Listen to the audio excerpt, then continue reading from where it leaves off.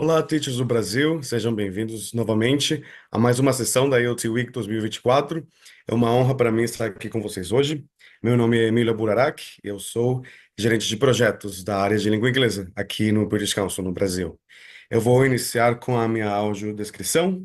Eu sou um homem branco, hoje eu uso barba, tenho cabelos e olhos castanhos, e hoje eu estou usando uma camisa de listras brancas e roxas.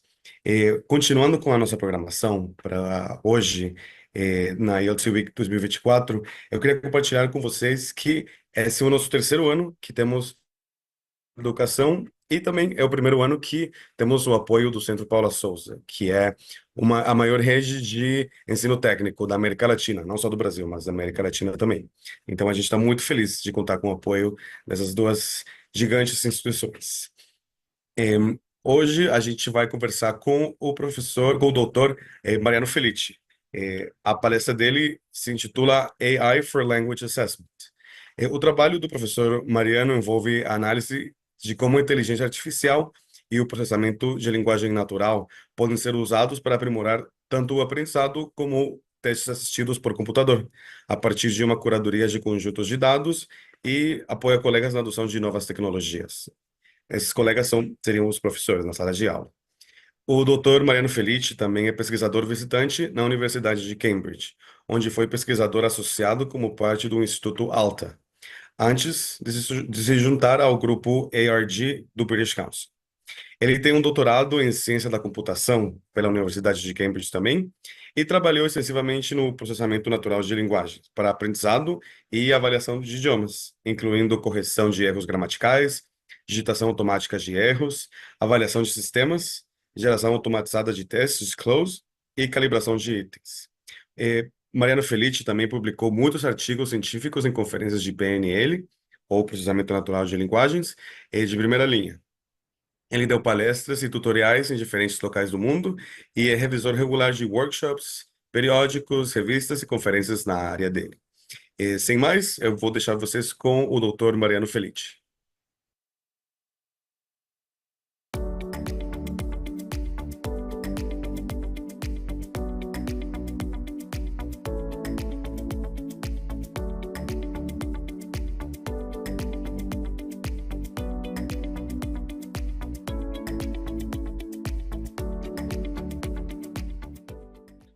Hello, and welcome to this session on AI for language assessment. My name is Mariano Felice, and I am a senior researcher and data scientist in the Assessment Research Group at the British Council. And today I'm going to talk about how AI can be used for language assessment, what it can and it can't do, and how it works behind the scenes, so that we can get a clearer idea of its capabilities and limitations.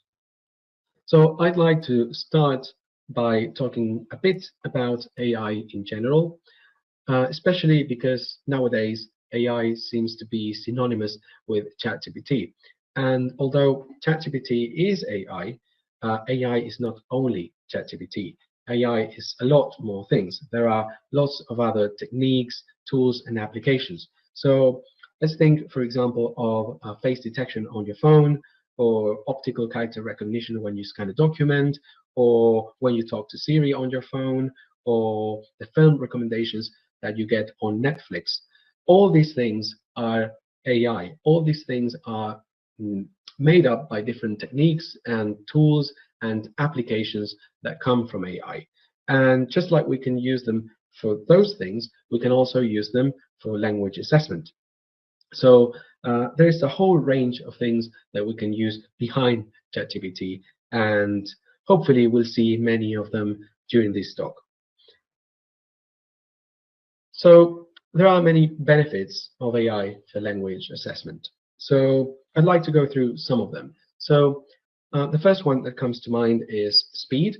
So as you can imagine, it's much faster for a machine to process and grade a piece of text, for example, than it is for a human examiner. And also machines could grade texts or essays from many students simultaneously, which allows us to, for example, address a whole cohort of students simultaneously. So that's a great advantage of using a machine. Also, if we think in terms of accuracy, it is fair to say that provided a machine learning model is properly trained, it can achieve human accuracy or even surpass human performance on certain tasks. And that's something that we see, for example, for something like parts of speech tagging, where parts of speech taggers have higher accuracy, for example, than humans. So as we see, we can rely on AI models for accuracy as well. There's also a question of availability. So provided we have electricity, machines are available 24/7, so we can use them on demand. They are always there for us. They don't get tired. They don't need to take a break. They don't get sick. They're always there. They always work. And this is something that is very useful because especially in cases or scenarios where we can't afford to have humans support a particular activity, we can use machines. So this is a great benefit to have, a piece of machinery that is always available, providing a service. Also, there's a question about fairness. This is something that people talk a lot about nowadays because of ethical issues that have arisen with the popularity of AI. And since a machine is basically impersonal, it doesn't have any of the unconscious biases that a human examiner could have. So we could think that maybe machines can practically remove any biases that a human examiner could bring with them. However, the fairness of a machine learning system is going to be highly dependent on the training data that was used. So if the training data has any biases in it, then it's fair to assume that the model will replicate these biases. So for that reason, if we want to maximize the fairness of an AI system, then we have to make sure that we minimize all the biases in the training data. Now, if that's not possible, because it's hard, for example, to detect the bias in the data, and we observe biases when we actually use the system, we can still do some things to mitigate these undesirable consequences. So, for example, if we think of a case where students from a particular community of L1 speakers seem to consistently have higher scores because there's an inherent bias in the training data where everybody that has a particular L1 automatically gets a higher score, then we can take some steps to reduce the effects that L1 information could have within the system and minimize that importance within the system so that it will not affect the results in a way that would be unfair to speakers of other L1s. And finally, I would like to mention the issue of consistency. So a machine can repeatedly and consistently generate the same output for the same input, which is something that we can't always guarantee with a human examiner. Even though we know that human examiners go through extensive training and supervision by senior examiners, we can't really rule out that different examiners, for example, could give different scores to the same piece of writing or to the same student, or even that a single examiner could rate a piece of writing differently at different points in their life. So for all these reasons, we can consider that AI could be beneficial to language assessment. So now let's look at how we could integrate AI in language assessment. So in what way can we use AI for language assessment? And the most common way in which we do this is by developing auto-scoring or auto-marking solutions. So these are models where we receive an essay or some speech production as input, and the model will produce a score that will be a reflection of the quality of that essay or spoken production.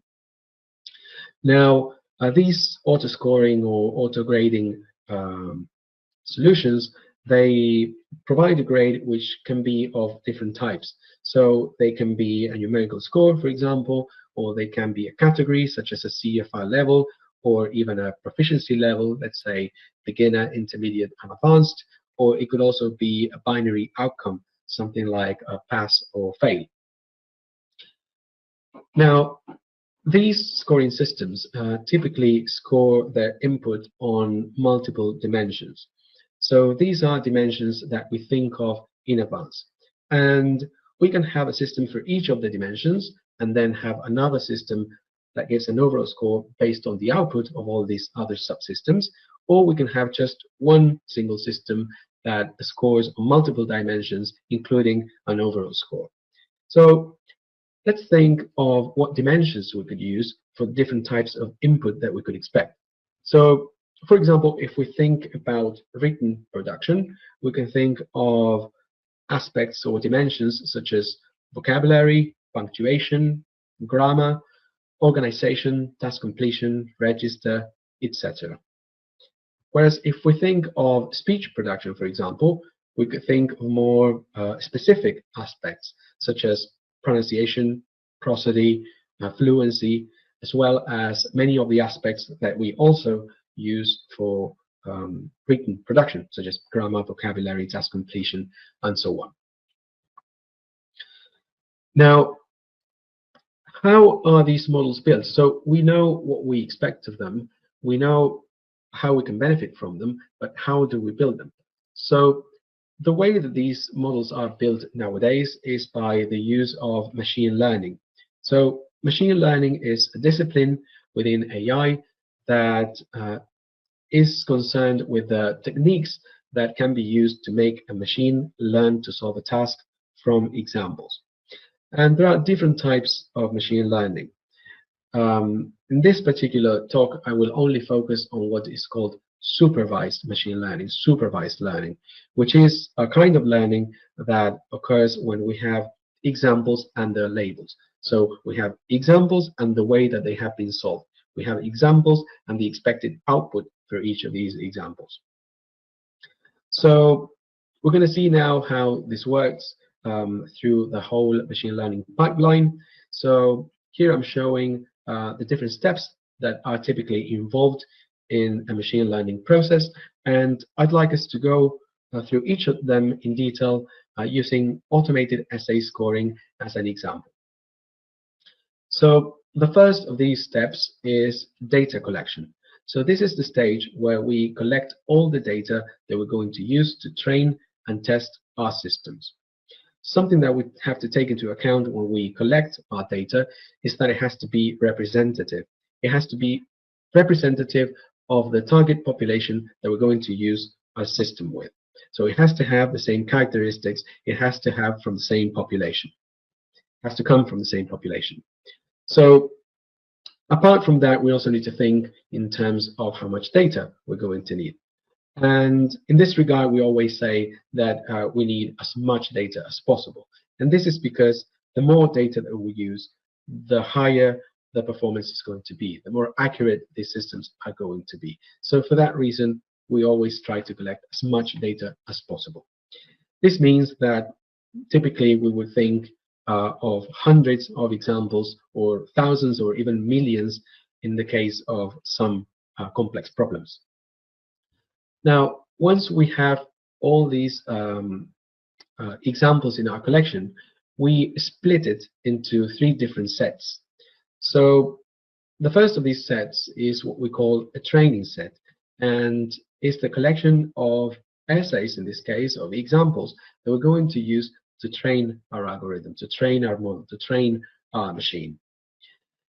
This training set is the biggest set of all these 3 sets and contains roughly between 70 and 80% of our data.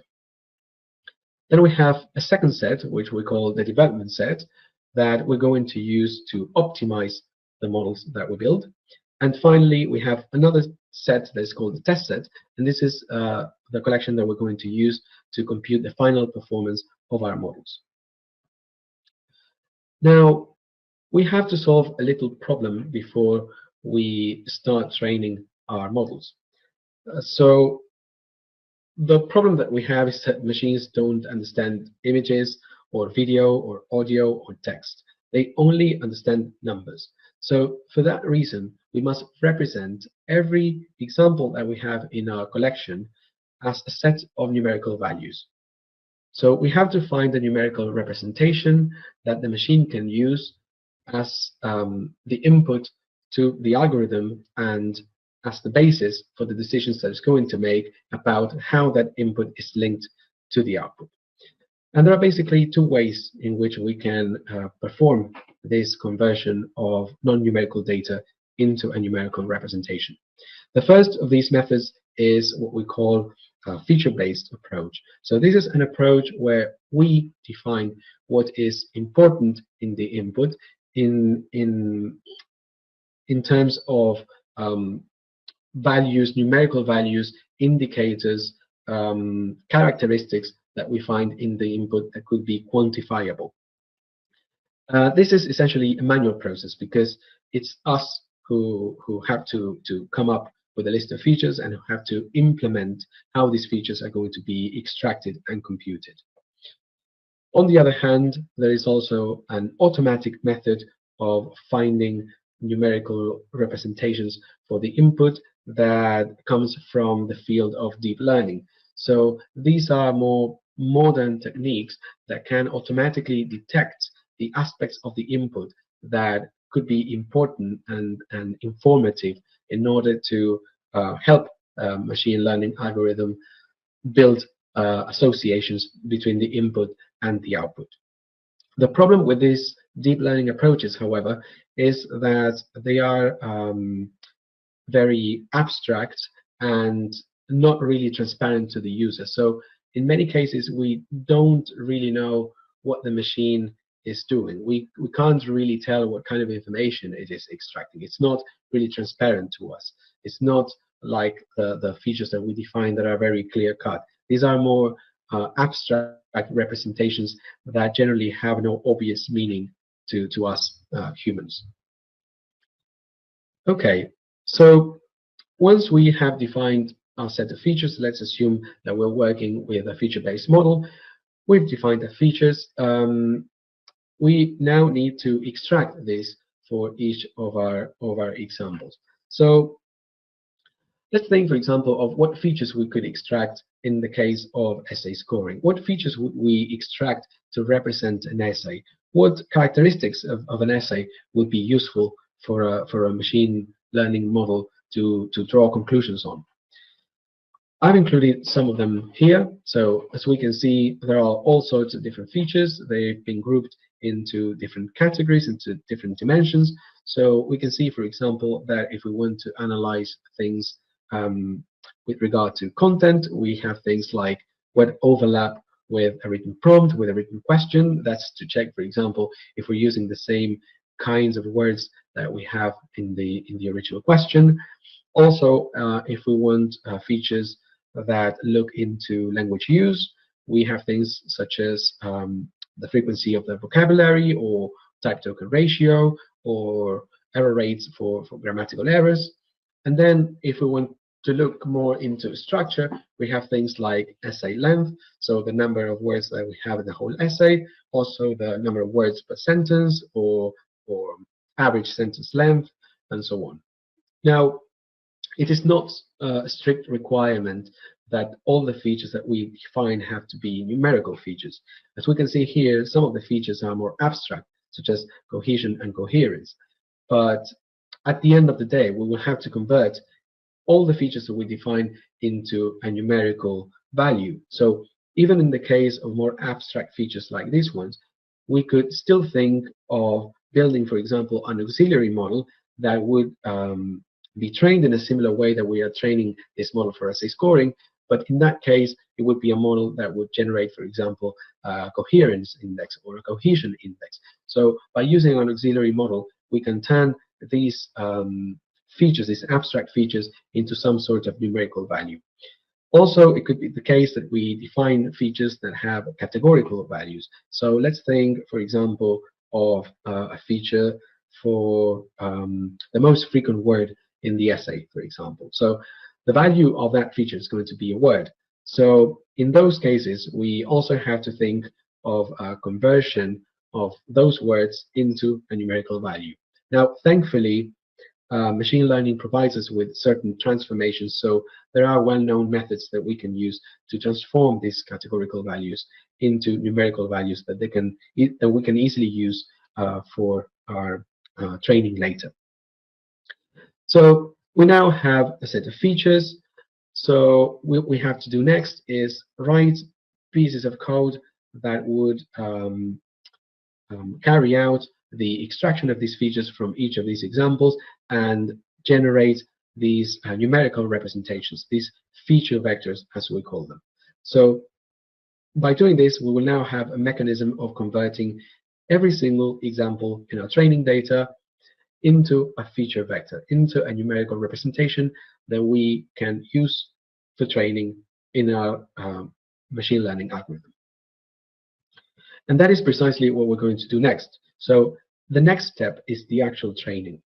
So in this step, we're going to take all our training data, or rather all the numerical representations of all the examples in our training data, together with their labels. So in the case of essay scoring, we're talking about the representation of every essay alongside the scores that we have for each of these essays. So that is the data that we're going to feed into a machine learning algorithm. And this algorithm is just some computer program that is able to find associations between those feature vectors, those numbers that we have as features, and the output, which are scores in this particular case. And the result of this algorithm trying to find those associations is what we call a model.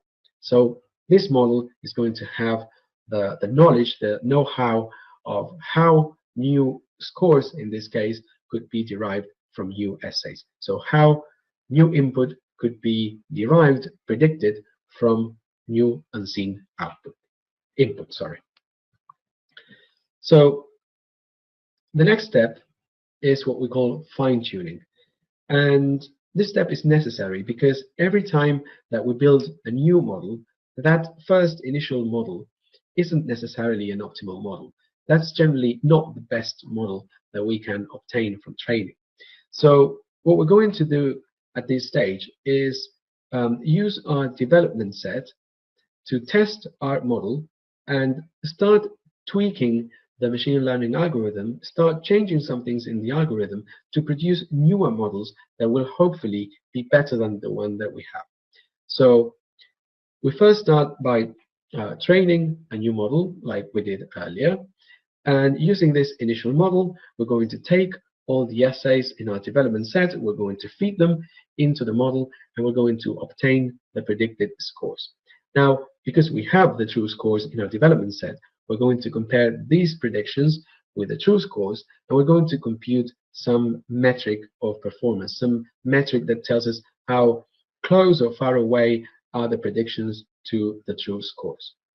Let's assume we compute accuracy, for example.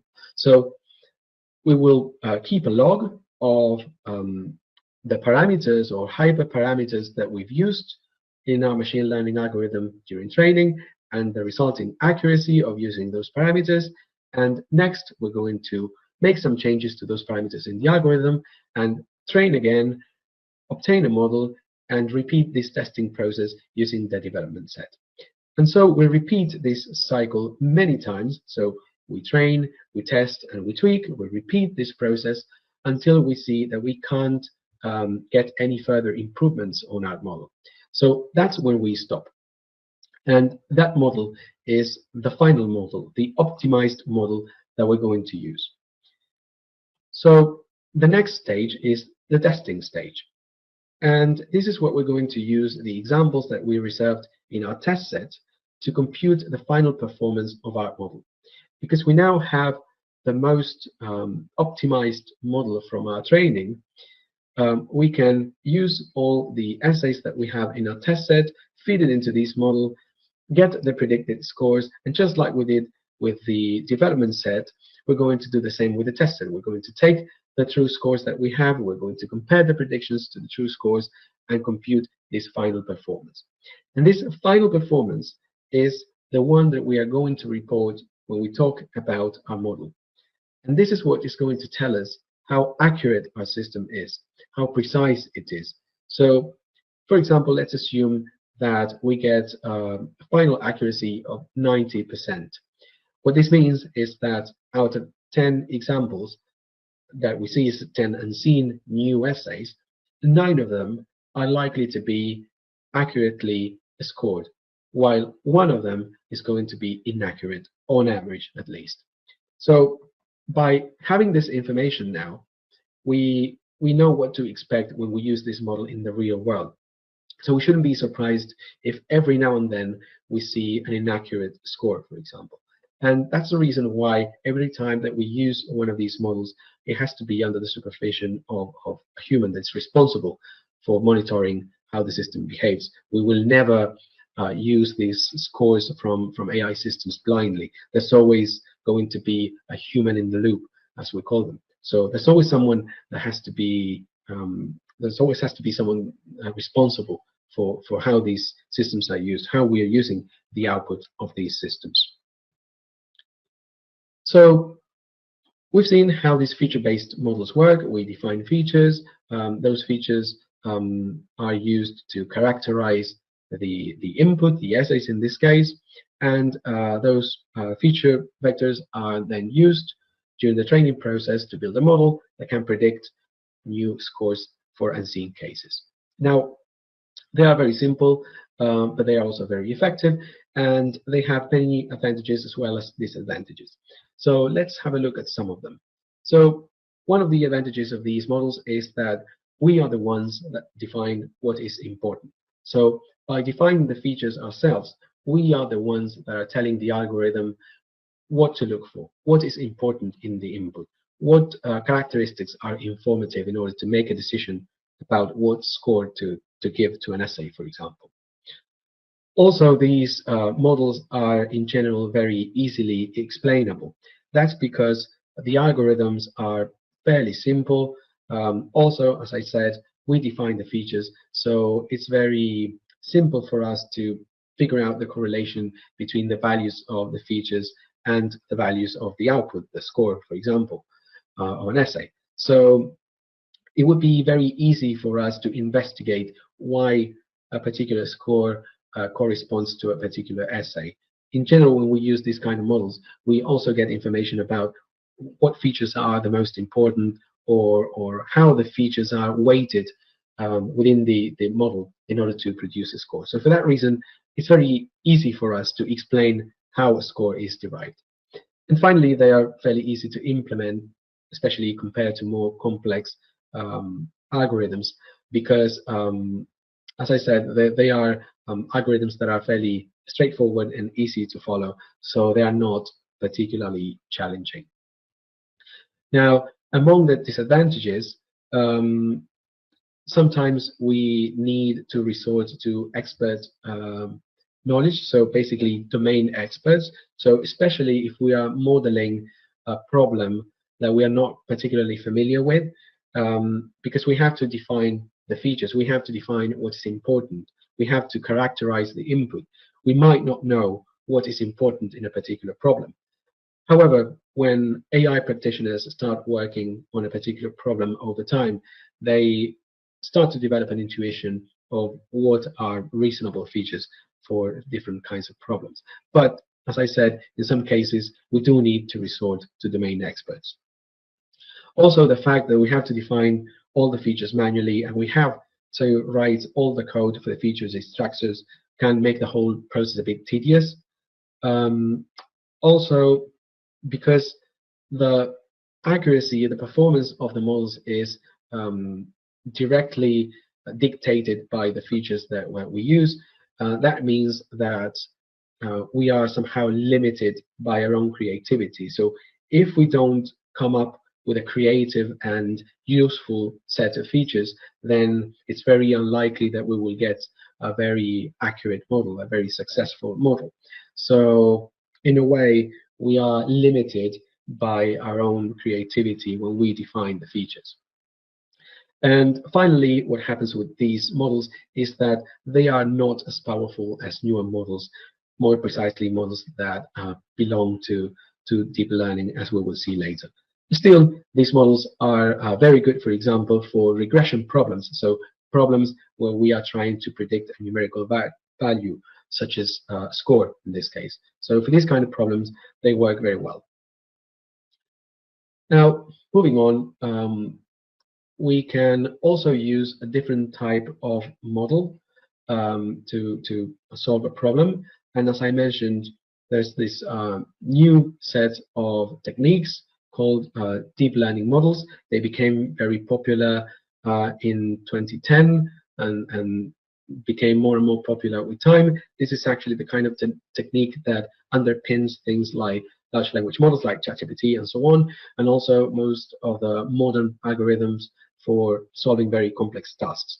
So what are these deep learning models in particular? Well, these models are basically big and complex neural networks that try to mimic the way that the human brain works.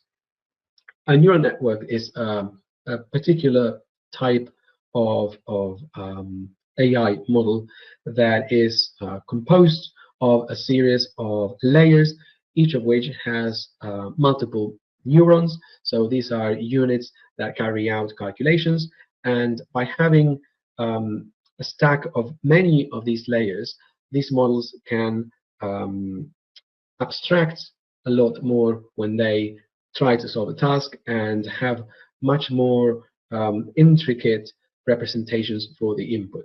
And that gives them the power to be much more accurate and solve much more complex tasks. Now, a good thing about these deep learning architectures is that, unlike feature-based models, they don't require explicit feature extraction. So what happens instead is that they figure out by themselves what is important in the input. There's no need for us to specify what they should be paying attention to. In this figure, I attempted to show what a deep learning architecture looks like for the case of essay scoring as well. So the first thing that we notice is that an essay is converted into a numerical representation, just like we did with our own features and our feature vectors. So in the case of deep learning models, we have a similar representation that is called embedding. So these embeddings are also a kind of feature vectors that convey information about each of the words in our input, each of the words in our essay. Now, after this initial conversion of the words into embeddings, these embeddings are fed into the rest of the network. So they propagate through the whole network, through all the neurons, so that the neurons can adapt their state and find, again, the necessary associations between these embeddings and the score that they are supposed to predict. Now, something particularly surprising about these models is that, as I said, we don't explicitly define what is important, what dimensions it should be looking at. Instead, these models figure that out by themselves. And as we can see here, what has been found specifically by researchers working on this topic is that, in particular, the first layers of a neural network tend to learn the more basic aspects of the input. So in the case of an essay, for example, we're talking about things such as basic linguistic features, maybe vocabulary or punctuation or syntax, whereas the last layers of the model tend to learn more abstract things and more conceptual things, such as maybe things related to coherence or organization or discourse, more high-level aspects of the text. And this is something really amazing, because this is not something these models have been explicitly trained to do. It just happens that they learn these aspects, these characteristics of the input, which at the same time makes them very, very powerful. Now, just like any other model, we have advantages and disadvantages to these kind of models. So one of the advantages is that they are very powerful. As I mentioned, we are able to solve many complex tasks and also achieve much better performance than using more basic models. There's also the advantage that we don't have to define features ourselves. They figure out what's important by themselves. They can also learn more abstract concepts than other models. As we saw, the deeper we go into the layers, the more abstract concepts it learns. And one particular advantage of these models is that they are highly reusable. This means that once we build and trained a deep learning model for a particular task, we can generally use that model that we built as the starting point for another model that solves a similar problem. So let's think, for example, that we build a model to correct grammatical errors in text. Then it's very likely that we can use that model as a starting point for a model, for example, that gives scores to essays, that does auto scoring for essays, because basically the kind of information that they deal with is roughly the same. So it's an essay, and there is this embedded information about correct language. Now, among the disadvantages, we can see that these are much more complex algorithms. For that reason, they are also highly unexplainable. So it's very hard to follow some of these algorithms, and it's very hard to understand why they produce the output that they produce. Even if it makes sense to us, it's not straightforward to find the path that leads from a particular output to the characteristics in the input. It's not really that straightforward to make that connection. Also, given the complexity, they are computationally very expensive. So in general, we need things like special graphic cards or special equipment to make this training faster. Otherwise, it would take days or weeks. And also, they tend to require massive amounts of data in order to provide decent performance. This is because they have such a complex representation then that they necessarily require lots of examples, so that all these levels of abstraction within the network work very well. Otherwise, these models can't really generalize from just a few examples. Now, the last kind of models that I would like to talk about are large language models, things like ChatGPT. So these are deep learning models, just like I mentioned earlier, that have been trained to understand and produce human language. They have been trained on a lot of examples of written language. And we know that large language models like ChatGPT have made AI available to everybody, basically. So now everybody has the ability to use AI in their everyday activities. Now, if we think in terms of how we could use a tool like ChatGPT for language assessment, we can think that maybe we can write prompts that could help us do some tasks within language assessment. So if we think, for example, of scoring an essay, just like we did before with other models, we can write a prompt, possibly, where we specify a rubric. So we can say, for example, the kind of criteria that we want to score an essay on, and also the scale that we will define for each of these criteria.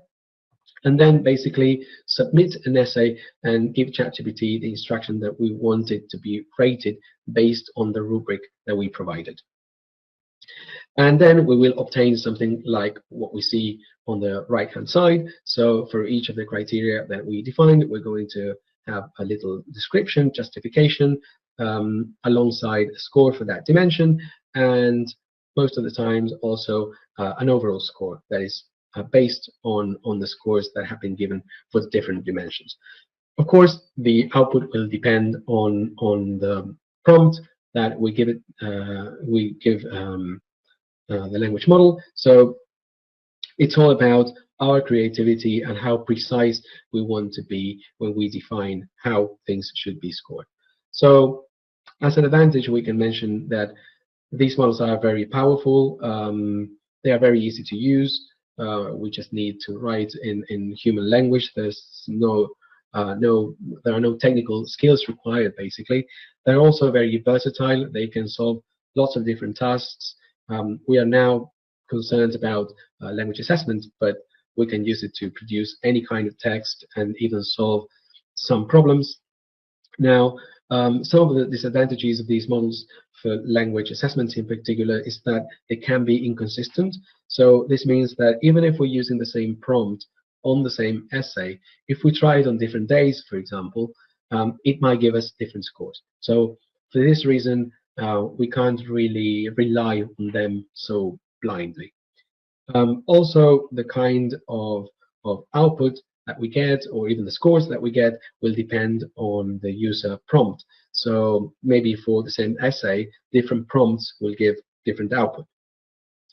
And finally, they are somewhat unexplainable in the sense that just like any other deep learning model, we can't really know how the scores were derived, although in this particular case, if we are providing a rubric, then that can give us some sort of explanation about how a score was derived. But the truth is that we don't really know what kind of calculations are going on under the hood that would produce one particular score from the input that we provided. So we've seen all these different ways in which we can create auto scores, in which we can assess a piece of writing, for example, but there is a lot more AI that we can use in assessment. There are lots of other techniques and tools that are not necessarily for auto scoring, but for other aspects of language assessment that could also be very useful. And I would like to mention some of them. So some of them, for example, are taggers and parsers. These are very common tools that we use when we process text. So taggers, for example, would give us the ability to tag all the words in a piece of text with particular information, for example, parts of speech, whereas parsers would give us information about phrase structure, dependencies, and so on. Language models are also a very common tool in language processing, and these are components that know how to assign probabilities to a sequence of words and can also generate a sequence of words based on probabilities. And these are very valuable because they can help us assess the correctness, for example, of a sentence, or which sentences are more likely than others, something that could be particularly useful, for example, for speech recognition systems. Whereas they can also generate text much in the style of generative AI. Then another common task within language processing is grammatical error correction. These are systems that detect and sometimes also correct grammatical errors in a piece of text. And these components are very important because in general they are used in either auto-scoring solutions as part of a feature, or also as indicators within digital tests, computer-mediated tests. So they provide very valuable information about students' proficiency. Also, we can make use of generative AI, just as I show with ChatGPT. So In particular, when it comes to item writers, something like generative AI could help them write content for tests, or write reading passages or questions. So it can also be a very useful tool within the realm of language assessment. Also, automatic speech recognition is a key component in computer-mediated tests that have a speaking component, because this is the tool that will provide transcriptions of the speech that we get from the candidate in a computer-mediated test. So this is the entry point for capturing the words that somebody says, and from which we can then do further assessment, just like we do for written production. Also, using common AI techniques, we can gain some learner insights and, for example, see how they interact with the system, or estimate their proficiency, or estimate how well they are doing in a test, for example, based on the number of questions that they get right or not, and use all of this information, for example, for test adaptation. And finally, we can also use AI for something like remote invigilation, where a machine could supervise the behavior of a student during a test using a webcam, for example, and flag up any suspicious behavior. Now, we can see how all these components could work together in a single ecosystem, where some of these components would be directly facing the user, and others will be used internally in a solution, for example, for computer-mediated test, for example. So this is just an example of how all these components could work together, how we could use different things from AI to achieve a common goal. Now, there's a lot in AI, as I showed you just now. However, there are very few international examinations that make use of this technology. The only thing that these tests have in common, for example, is that they use auto-scoring for speaking and writing. But other than that, then only a couple of them use AI for other purposes, such as generating content or adapted tests. In particular, it is Duolingo, the one that makes the most use of AI, and I think that's fairly understandable because their offering is really heavily focused on technology. Now, I would like to highlight a few points to wrap up, so that we take these things into account when we think about using AI for language assessment. So the first thing that we have to remember is that all these systems are not perfect. They all have a degree of error. So for that reason, we can't trust them blindly, and we have to make sure that there's always a human in the loop that will step in if we see that something doesn't go right, that there is an error, for example, in the output that we get from these systems. Also, for high-stakes decisions, we can't rely on a system entirely. So high-stakes decisions should not be fully automated. Any kind of decision shouldn't be fully automated, but in particular, high-stakes decisions could have a very serious impact on somebody's life.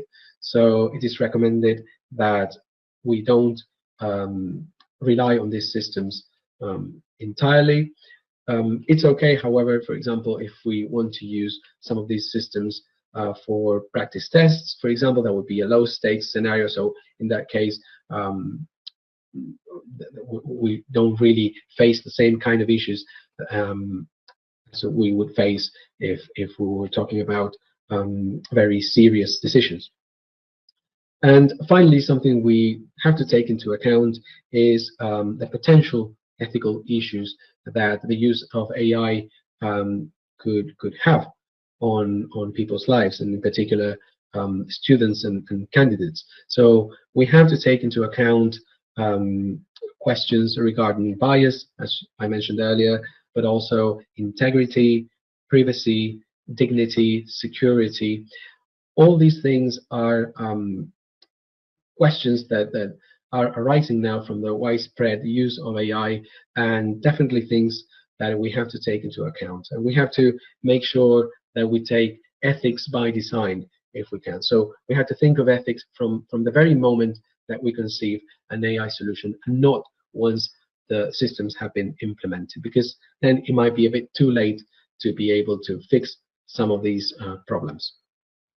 So this is all from me. I hope you enjoy this talk, and this has given you a general overview of what you can expect from AI for something like language assessment. And thank you for tuning in.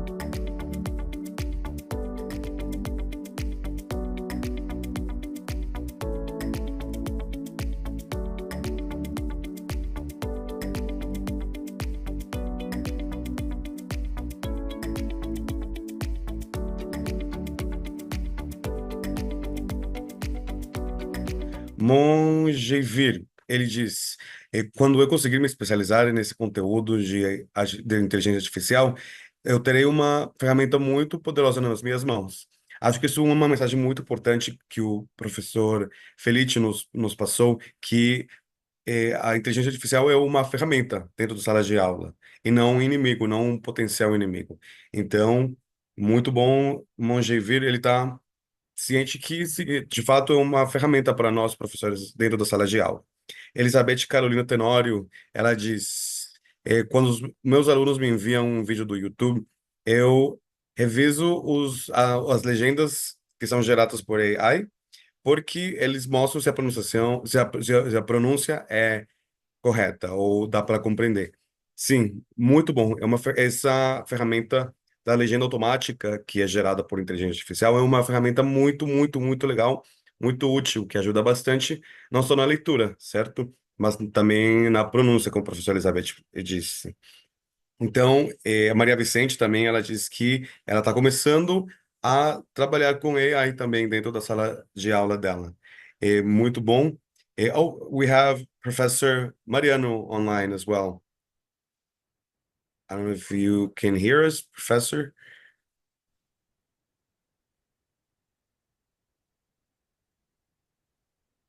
or if you can see us. I don't think we can hear you, Professor Felice.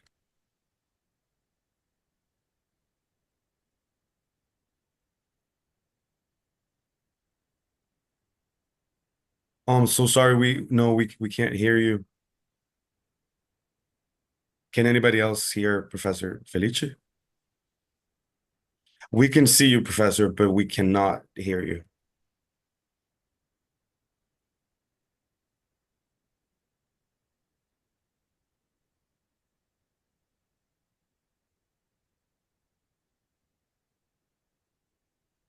Sure. Thank you, Professor.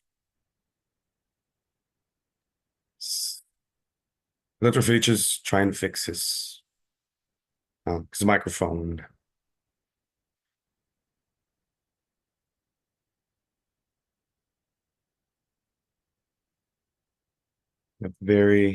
Have a few interactions, yes, on the chat.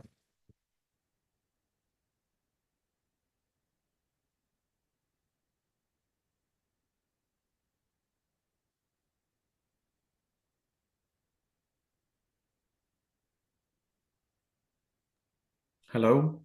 We can hear you now, Dr. Felice. Brilliant. Hi, Awesome. everyone. Hi, thanks for joining us. We have a few interactions and questions on the chat. So his name is Mongevid. Yes, he's asking, how can we see and visualize AI as a powerful tool and not as an enemy or a potential enemy for English language teachers? Well, I think we have to understand that this is a tool that is supposed to complement what we're doing, not to replace human assessment. So I think I tried to show it in my talk, the different ways in which we can use these tools to help us develop a test or do automated assessment. But by no means is this a replacement for what we do as humans. So I think it's all about, first of all, our attitude, having a positive attitude, then how we use these tools, Of course, we don't want to use these things, for example, for something that requires high stakes decisions, for example. So it also depends on us on where we decide to employ these tools. So by being in control, we can make sure that this works in our favor and not against us. So yeah, it's not. We don't have to see this as an enemy. This is not here to replace us, but to help us. Amazing. A powerful tool, like he said. Very good. Elizabeth Tenorio, she's asking, would you recommend YouTube's generated, sorry, it's in Portuguese, generated subtitles as a tool for English language classes?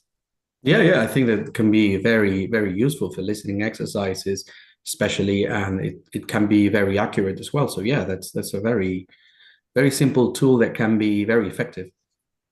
Amazing. Perfect. Uh, Another question from Elizabeth. She says, I really like this idea of centering yourself in the individual as a teacher, understanding AI's job as a tool and not as something that will replace us as teachers. She's saying, what do you have to say about that, Professor? Yeah, well, as I mentioned, I mean, this should be an aid and not a replacement. And there are lots of things that we are perfectly aware that AI can't do, and this is where humans are very valuable. So an AI tool, for example, can't understand the social, economic context, for example, where learning takes place. It can't be empathetic. It can't empathize with a learner. It can't understand somebody's frustrations or struggles. So this is where our human factor comes in, and that's why we are still essential. Right. It's something that probably it's not going to be maybe taken into consideration by AI in many, many, many years, right? Like you said, social interactions, economical features, geographical stakes as well. Cultural awareness. And I would say, even if we start to see that some tools try to move towards the detection of emotions and trying to understand somebody's feelings, these things are still artificial, and obviously they can't replace human interaction. And I can't see why anyone would actually prefer to have this sort of emotional connection with an algorithm instead of a human. So even as we see these things are starting to happen, I don't think this will replace the human factor at all. In fact, we see also that many of these applications that involve emotions, for example, the detection of emotions, they are not they are, I wouldn't like to use the word forbidden, but to some extent they are. So we see, for example, in the European Union AI Act, some of these uses of emotional detection are not permitted. So, and in particular, education is one of them. So we're not supposed to be using, the detection of emotions in assessment, for example, because that's something that is concerned with human interactions and ethics and moral issues that, as we know, are best left to humans than machines. Absolutely, 100%. I think you mentioned something really important. In order for any student to learn, they must be able to emotionally connect to their teachers, right? Absolutely. Amazing. Well, Dr. Felice, thank you so much for your time. We're in very different time zones, so we appreciate that you took the time to join us for this very quick Q&A session. And I just want to remind everybody that we'll be back for some more sessions for the ELT Week Brazil 2024 at 5 p.m. Brazilian time. So once again, Dr. Felice, thanks for joining us. Thank you for having me. Bye-bye.